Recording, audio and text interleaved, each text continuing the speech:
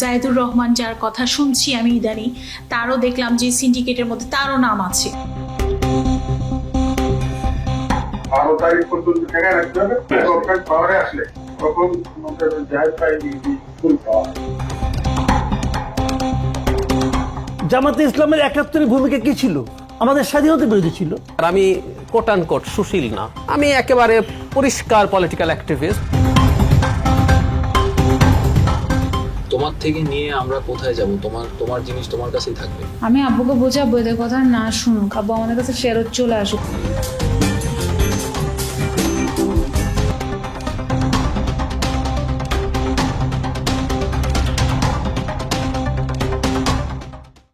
তারিখ পর্যন্ত ঠেকায় রাখতে হবে, গভর্নমেন্ট পাওয়ারে আসলে তখন আমাদের জাহিদ ভাই ফুল পাওয়ার।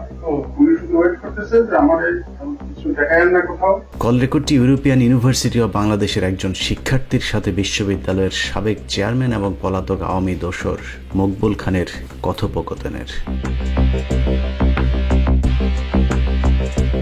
কল রেকর্ডে একজনের নাম বলছেন যিনি সোশ্যাল মিডিয়াতে পরিচিত মুখ, ডাক্তার জাহিদুর রহমান। সেই সাথে তিনি এখন স্বঘোষিত বিএনপি নেতাও বটে। আমি 12 তারিখের পরে ওদের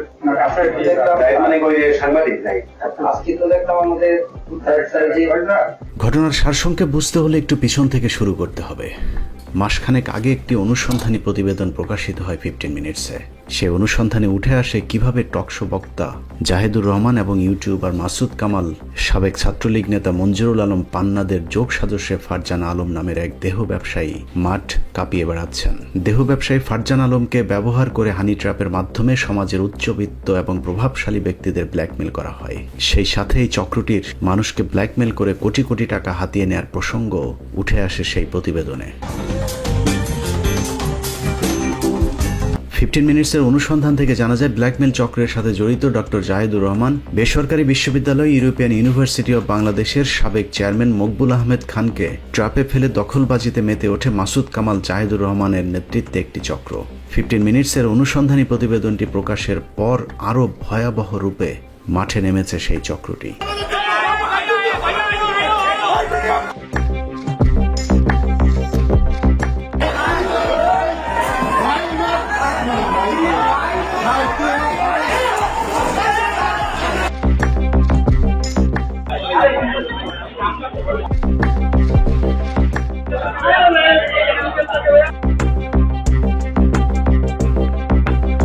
মকবুল খানের পরিবারের লোকজনের কারণে প্রতারক চক্রের প্রথম পদক্ষেপ ব্যর্থ হবার পর জোরপূর্বক বিশ্ববিদ্যালয়টি দখলের পরিকল্পনা করে জাহিদুর রহমান গং। বিশ্ববিদ্যালয়ে কয়েক দফা হামলা চালিয়ে আতঙ্ক সৃষ্টি করে অবশেষে সন্ত্রাসীদের দ্বারা পুরো বিশ্ববিদ্যালয়টি এখন তাদের দখলে নেওয়া হয়েছে। বৈধভাবে যারা এখন বিশ্ববিদ্যালয়টির মালিক তারা শুধুই খাতা কলমে মালিকানা ভোগ করছেন। গত 27 তারিখে ক্যাম্পাসে ঘটে যাওয়া সহিংসতায় আমি আক্রমণের শিকার। আমার উপর ব্যাট দিয়ে আক্রমণ করে ল ডিপার্টমেন্টের ইমরান হোসেন জয়। সে আমাকে ব্যাট দিয়ে সজোরে আঘাত করে। 2 তলায়, আমাদের ভার্সিটির 2 তলায় আমি তখন দাঁড়িয়েছিলাম। হুট করে ইমরান হোসেন জয়, সে ভার্সিটির রাষ্ট্রীয় স্টুডেন্ট, সে লোহার বেসবল ব্যাট দিয়ে আমার উপর আঘাত করে। আমি হুট করে কিছু বুঝতে পারিনি। এই হামলায় বিশেষভাবে জড়িত ছিল ইমরান হাসান জয়, অন্য ডিপার্টমেন্টের সামির, ল ডিপার্টমেন্টের মেহেদি। তাদের মূল উদ্দেশ্য ছিল ভার্সিটিকে বেআইনিভাবে দখল করা। তারা তাদের আধিপত্য বিস্তার, দখল করে রাখা, সাধারণ শিক্ষার্থীরা যেন মুখ না খুলতে পারে তাদের অন্যায়ের বিরুদ্ধে। এই জন্য তারা একটা মিথ্যা বানোয়াট বানাচ্ছে যে আমি শিবিরের পোস্টেড নেতা, আমার আসলে রাজনৈতিক সম্পৃক্ততা নেই। এদের পিছনে যে মদতদাতা রয়েছে আমরা চাই তাদেরও দ্রুত বিচারের আওতায় আনা হোক এবং কঠোর বিচার করা হোক এদের। আমি এই হামলার তীব্র প্রতিবাদ ও নিন্দা জানাই এবং তাদের সর্বোচ্চ বিচারের দাবি জানাচ্ছি। বিএনপির চেয়ারপারসন তারেক রহমানের ঘনিষ্ঠ এক ব্যক্তির নাম ভাঙিয়ে জাহিদুর রহমান আরজেএসসিকে চাপ প্রয়োগ করে বিশ্ববিদ্যালয় পরিচালনার একটি ভুয়া বোর্ড গঠন করেছেন। মজার বিষয় হলো ওই বোর্ডের সেক্রেটারি হিসেবে যাকে রাখা হয়েছে সেই ফারজানাকেই জাহিদুর রহমান এবং মাসুদ কামালেরা হানি ট্র্যাপ হিসেবে ব্যবহার করেছিলেন বিভিন্ন জায়গায়। আরজেএসসির যোগসাজশে বানানো ভুয়া ওই কমিটির হাতে ভার্সিটির নিয়ন্ত্রণ নিতে স্থানীয় বিএনপির কিছু চিহ্নিত সন্ত্রাসীদের ব্যবহার করেছে জাহেদ মাসুদ কামালেরা।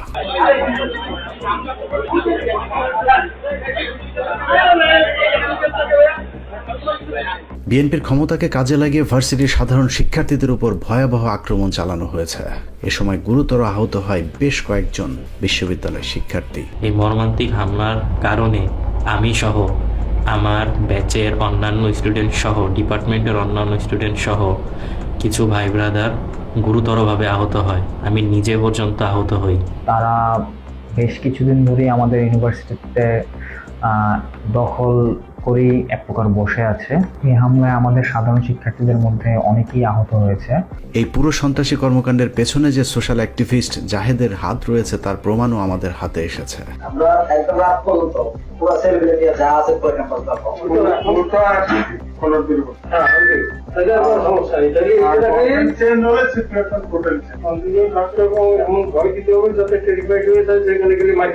আমাদের হাতে আসা একটি অডিও রেকর্ড থেকে জানা যায়, আগামী 12 তারিখের নির্বাচন পর্যন্ত ভার্সিটি দখল করে রাখতে মকবুলকে নির্দেশ দেন জাহেদুর রহমান। সংসদ নির্বাচনের পর বিএনপি সরকার গঠন করলে ভার্সিটির নিয়ন্ত্রণ পুরোপুরি নিজেদের হাতে নেবেন বলে মকবুলকে আশ্বস্ত করেছেন জাহেদ। 12 তারিখ পর্যন্ত ঠেকায় রাখতে হবে। গভর্নমেন্ট পাওয়ারে আসলে তখন জাহেদ ভাই ফুল পাওয়ার। উনি শুধু ওয়েট করতেছে যে আমার এই ঠেকায় না কোথাও না। 12 তারিখ বিএনপি ক্ষমতায় আসলে কিভাবে বিশ্ববিদ্যালয় নিজেদের দখলে নেওয়া হবে সেই প্রস্তুতির কথাও মকবুলকে জানিয়েছেন জাহেদুর রহমান।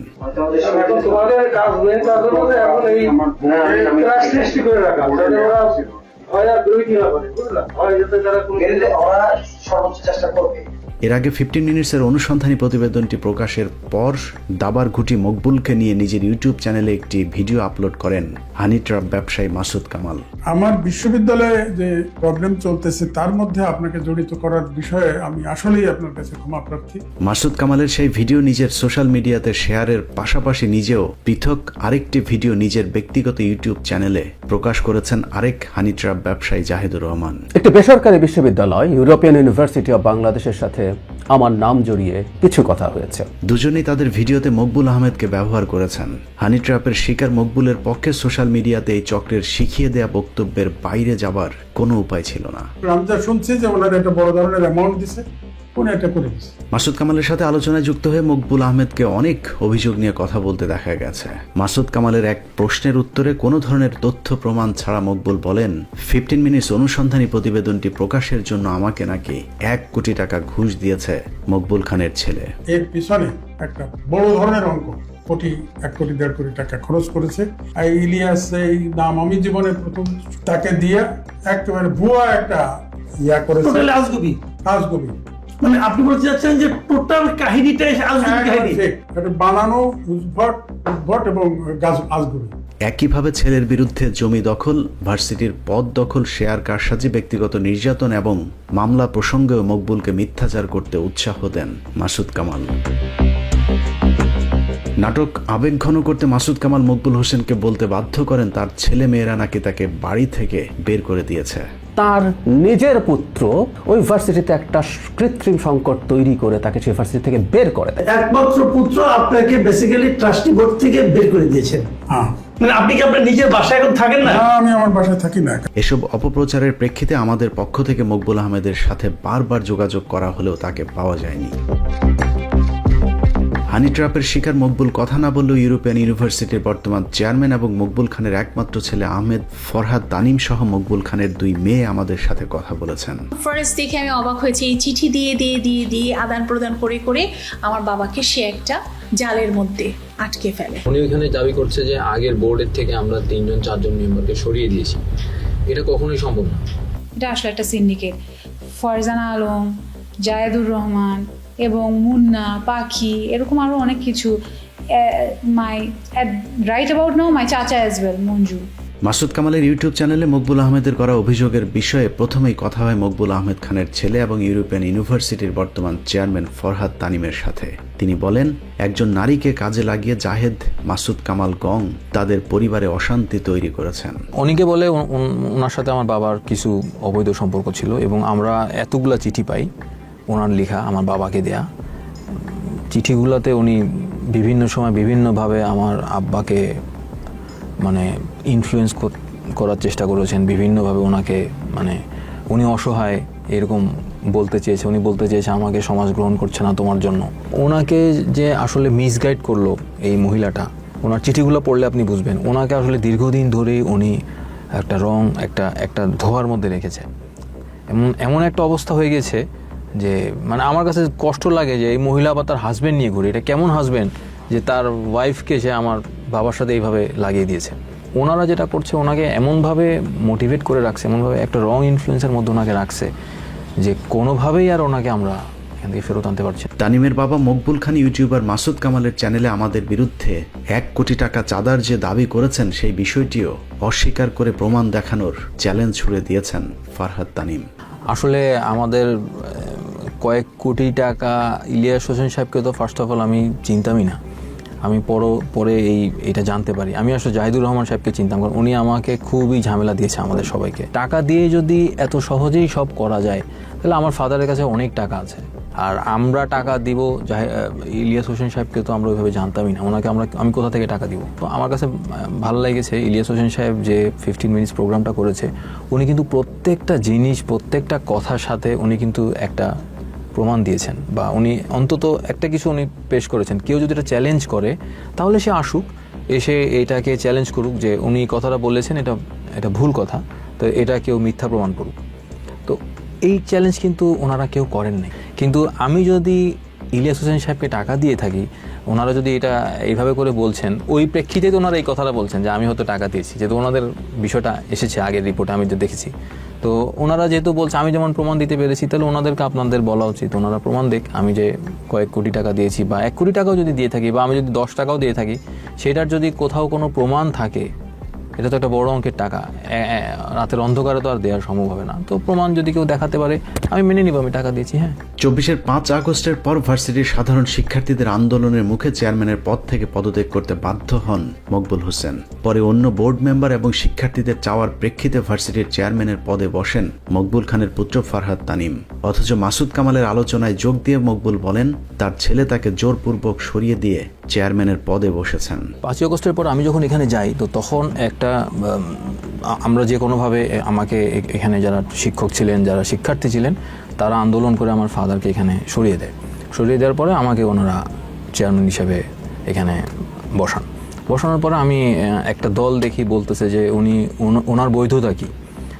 তো এরপরে আমি এটা নিয়ে একটু স্টাডি করা শুরু করলাম যে ওনারা আসলে কী বলতে চাচ্ছে। তখন আমি দেখলাম যে ট্রাস্টি বোর্ডটার মধ্যে কিছু ঝামেলা আছে। তো আমি ট্রাস্টি বোর্ডটাকে নিয়ে কাজ করা শুরু করতে যে আমি দেখলাম যে আমার ফাদার আপনার 15 সাল থেকে ভিসি ছিলেন, ভাইস চ্যান্সেলর ছিলেন ইউনিভার্সিটি। উনি যখন ভিসি হন তখন উনি ট্রাস্টি বোর্ড থেকে পদত্যাগ করেন। নিয়ম হচ্ছে যে ইউনিভার্সিটিতে কোনো পজিশনে বা পোস্টে থাকলে উনি ট্রাস্টি বোর্ডে থাকতে পারবেন না।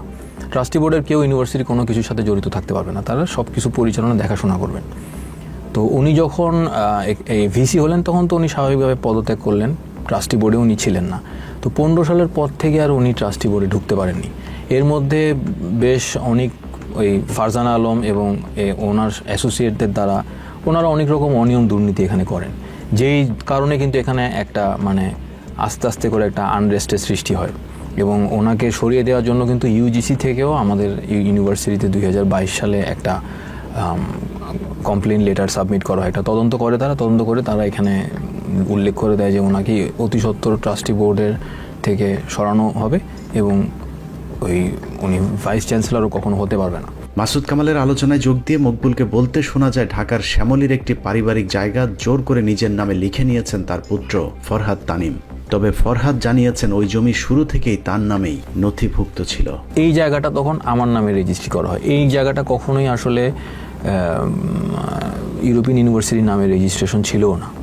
জাস্ট কার্যকলাপ শুরু করার জন্য প্রাথমিকভাবে একটা ডিড করা হয়েছিল, এর বাইরে কিছুই না। আর এইটা যে সত্যি কথা বলতে যে এইটা উনি আমার নামে লিখে দেয়, এটা এমন না যে আমি জালিয়াতি করে, এটা তো আসলে সম্ভব না। উনি আমার নামে এটা করে দেয় এবং এটারও প্রমাণ আছে। ওনাকে খুব মিসগাইড করছে একটা গ্রুপ, খুব সাংঘাতিকভাবে।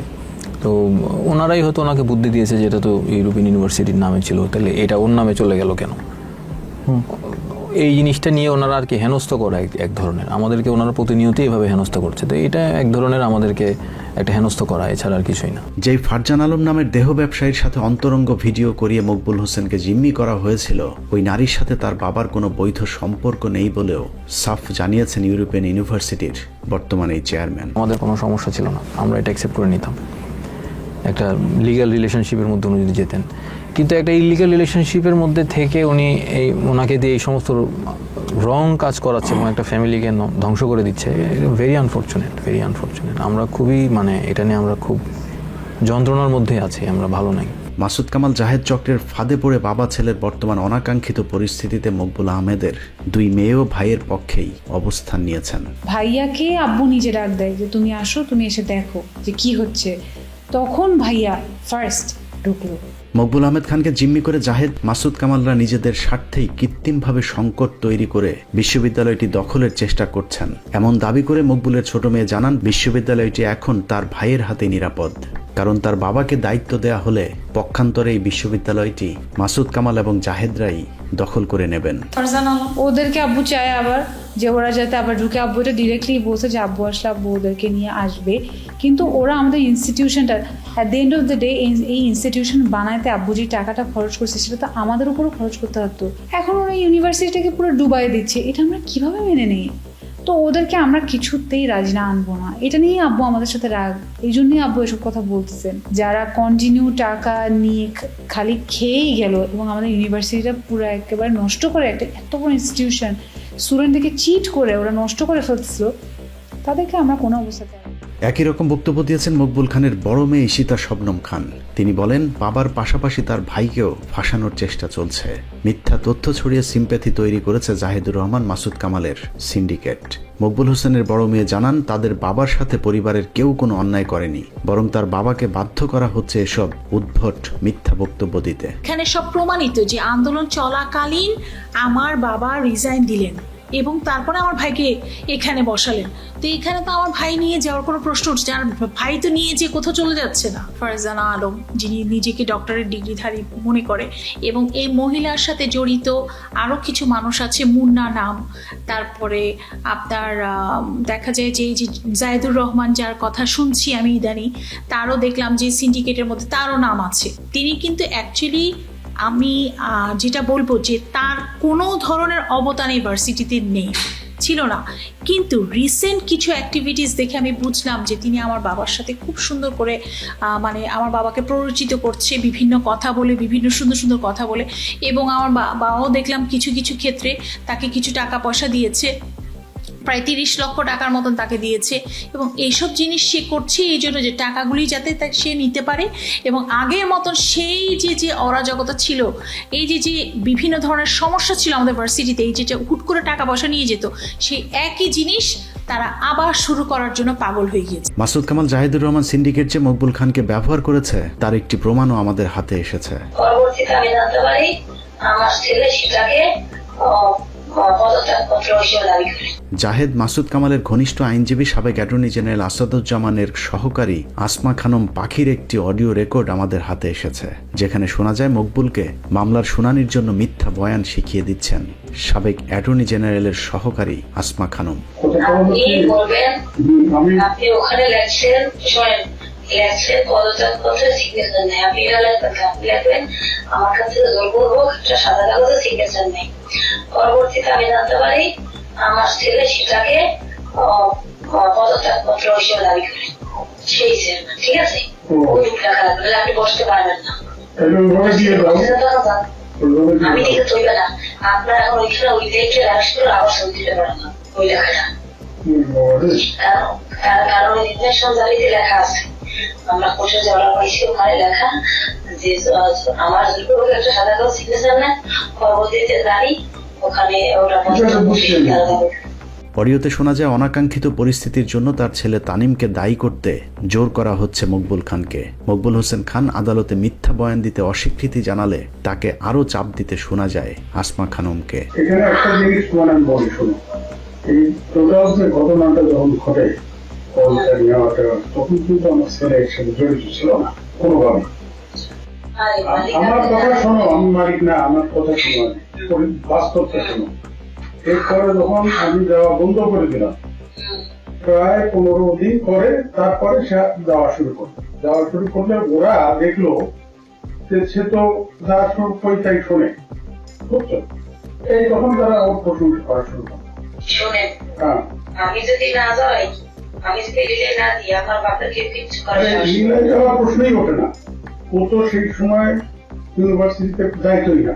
আপনি ভালোবাসেন, আপনি বুঝেন আপনার পছন্দ, ভালোবাসা না, আমি যেটা আপনাদের ব্যাপার, আপনার পারিবারিক ব্যাপার, আপনি দেখেন একটা বসতে জানেন না, যেটা বাস্তবে আপনি বোঝেন না, আমার বুঝলে আপনি করেন আইনসম্মত ভাবে করা, আমি সই করি। ওই আল্লাহ আমার কথা বোঝেন, এরা করেন না, ওই সে সব ঠিক আছে, ওই লেখা লাগবে খালি সাদা কাগজ লিখতেছেন না, পরবর্তী তারা মূলত মিথ্যা মামলা দিয়ে ফরহাদ তানিমকে ফাঁসাতে মকবুলকে দিয়ে তার বিরুদ্ধে একাধিক মামলা করিয়েছেন জাহেদের এই সিন্ডিকেট, যে কাজে সম্পূর্ণ সহায়তা করেছেন অ্যাটর্নি জেনারেলের অফিস। এর মধ্যে বেশ কিছু আছে যে আমাকে তো পার্সোনালি কিছু মামলা, আমার নামে মার্ডার কেসের মামলাও, হাসিনার সময় যে ওনার নামে যে মার্ডার কেসের মামলাগুলো ছিল সেগুলো তো আমাকে ঢুকিয়েছে। জুলাই 5 আগস্টের পরে যে মামলাগুলো হাসিনার নামে হয়েছে সেই মামলাতেও কিন্তু আমার নাম ঢুকানো হয়েছে, 3টা মামলাতে অবৈধভাবে, যেহেতু আমি তো এটা কিছুই জানি না।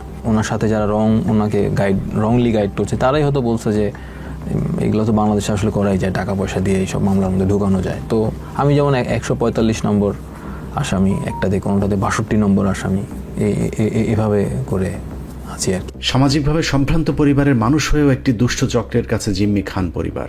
চরম বিভ্রান্তিকর একটি বিষয় নিয়ে নিজেদের অস্তিত্ব সংকটে পরিবারটি নিজেদের মুখ খুলতে বাধ্য হয়েছেন। মকবুল আহমেদ খানের একটি ভুল পুরো পরিবারকে সামাজিকভাবে পথে নামিয়ে দিয়েছে। একদিকে পরিবার, ব্যবসা, অন্যদিকে নিজেদের সম্মান, উভয় সংকটে পড়ে দিক বিদিক ছুটছেন মকবুল খান। অন্যদিকে ভুল ক্ষমা করে দিয়ে বাবাকে আবারও ঘরে ফিরে আসার আবেদন করেছেন মকবুলের 3 সন্তান।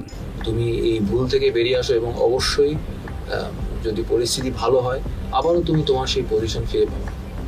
এটা কোনো কঠিন কিছু না। তোমার থেকে নিয়ে আমরা কোথায় যাব?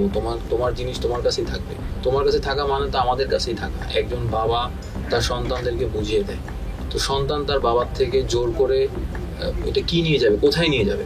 তুমি আমাদেরকে ভুল না বুঝে আমাদের সহযোগিতা করো, আমাদের সাথে আসো, ইনশাল্লাহ সব ঠিক হয়ে যাবে। আল্লাহ যদি চায় অবশ্যই সব ঠিক হয়ে যাবে। আমি আব্বুকে বোঝাবো এদের কথা না শুনুক, আব্বু আমাদের কাছে ফেরত চলে আসুক। আব্বু কেন মনে করে, কেন ওদের কথা শুনতেছে? আর আমার অসুস্থ বাবা, আমার বাবা এখন আসলেই at the moment right now খুবই অসুস্থ, তার অনেক সর্দি কাশি। যে ফেরত আসো, তোমার নাতি নাতকুররা তোমার কথা জিজ্ঞেস করে সারাক্ষণ, আমাদের লজ্জা লাগে তাদের কাছে যেতে, আমরা বলতে পারি না কিচ্ছু। তুমি ফেরত আসো, তুমি সুস্থ হও, তুমি সুন্দর করে আমাদের সাথে সময় কাটাও। তোমার এখন বয়স হয়ে গিয়েছে, এই শেষ বয়সে তুমি যদি আমাদেরকে সময় না দাও, সারা জীবন তুমি ব্যস্ত ছিলা, তুমি সারা জীবন তোমার কাজ নিয়ে ব্যস্ত ছিলা, তুমি কখনো আমাদেরকে সময় দাও না, এখন অ্যাটলিস্ট সময় দাও আমাদেরকে। মকবুল আহমেদ খানের মতো এরকম আরো কত পরিবারকে ফারজান আলম, মাসুদ কামাল এবং জাহেদ কংয়েরা ধ্বংস করে দিয়েছে, তা হয়তো তাদের টকশোতে উঁচু গলায় গলাবাজির আড়ালেই থেকে যাবে। জামায়াতের আমির জনাব তারেক রহমানকে বিতর্কে আহ্বান জানিয়েছেন। এখন জনাব তারেক রহমানের কি এই প্রস্তাব গ্রহণ করা উচিত কিনা? উত্তর হচ্ছে কোনোভাবেই না। আমিরের সাথে ডিবেট করে তাকে জাতে তোলার কোনো দরকার জনাব তারেক রহমানের আছে বলে আমি মনে করি। এটা জামাতে ইসলামের 71-এর ভূমিকা কি ছিল? আমাদের স্বাধীনতা বিরোধী ছিল। এখানে আমি তো 96 আওয়ামী লীগকে ফ্যাসিবাদী আওয়ামী লীগ মনে করি না। আমি পেশায় ডাক্তার না, আমি ঘটনাচক্রে ডাক্তারি পাশ করেছিলাম। আমি কোটানকোট সুশীল না, আমি একেবারে পরিষ্কার পলিটিক্যাল অ্যাক্টিভিস্ট। জামাতের ভোট আমার বিবেচনায় খুব বেশি হলে আপনার 7 থেকে 10% বাংলাদেশে। অন্যদিকে চোখের সামনে একটি পরিবারকে ধ্বংস করে দেয়া এরকম একটি চক্রকে আইনের আওতায় না এনে রাষ্ট্রের সর্বোচ্চ আইন কর্মকর্তার অফিস কিভাবে অনৈতিক কাজে যুক্ত হতে পারে সেটা নিয়েও প্রশ্ন উঠেছে। সেই সাথে প্রশ্ন উঠেছে আর কত মানুষের জীবন গেলে এদেশে আইনের শাসন প্রতিষ্ঠা হবে। অন্যদিকে একটি রাজনৈতিক দল ক্ষমতায় আসার আগেই যদি তাদের নাম ভাঙিয়ে দখলবাজি চলতে থাকে, তাহলে তাদের উপর মানুষ কিভাবে আস্থা রাখবে সেই প্রশ্ন থাকলো। আল্লাহ হাফেজ।